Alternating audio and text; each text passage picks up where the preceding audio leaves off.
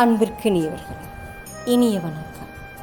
இது 2-3 நாளைக்கு முன்னாடி அந்த பள்ளி குழந்தைகள் போன வேன் ரயில்வே கிராசிங்கில் அந்த நடந்த விபத்து எல்லாத்துக்கும் இன்னும் நினைவு இருக்கும், கண்டிப்பாக நினைவு இருக்கும்.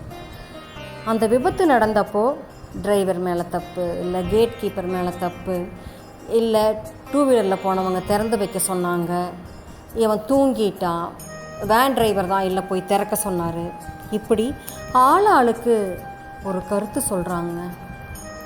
ஆனால் யாருக்கு இதில் அளவு கடந்த நஷ்டம் சொல்லுங்கள்? அந்த உயிர் போன அந்த குழந்தைகள் கூட வினாடி நேரத்தில் இந்த உலகத்தை விட்டு போயிட்டாங்க. ஆனால் அதை பெற்றவங்களும் அதனுடைய இரத்த உறவுகளுக்கும் தாங்க அவங்களுடைய மரணம் வரைக்கும் அது வலியை கொடுக்கும். எவ்வளவு கனவுகள் இருந்திருக்கும், என் மகன் டாக்டராவா, இன்ஜினியராவா, என் பொண்ணு வக்கீலாவா. காலையில் அந்த பெற்றவங்க அந்த குழந்தைக்கு சோறு ஊட்டி தலைவாரி விட்டு பேக் எடுத்து கையில் கொடுத்து எவ்வளவு மகிழ்வோடு அந்த குழந்தை வெளியில் அனுப்பியிருப்பாங்க, எவ்வளவு கனவுகளோட எதிர்கால கனவுகளோடு அனுப்பியிருப்பாங்க. இப்போ இழந்துட்டு நிற்கிற அந்த குடும்பத்துக்கு தாங்க நஷ்டம், வேறு யாருக்கும் இல்லை. தயவு செய்து யார் எந்த வேலையை செஞ்சாலும் சரி, யார் எந்த பணியில் இருந்தாலும் சரி, அவங்கவங்க கடமையை மட்டும் சரிவர செய்யுங்க.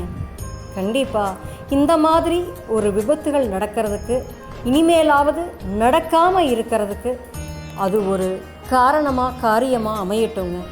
நமக்கான பணி, நம்மளுடைய பணியை சரிவர செய்கிறது மட்டும்தாங்க, வேறு எதுவும் நம்ம செய்ய வேண்டாம்.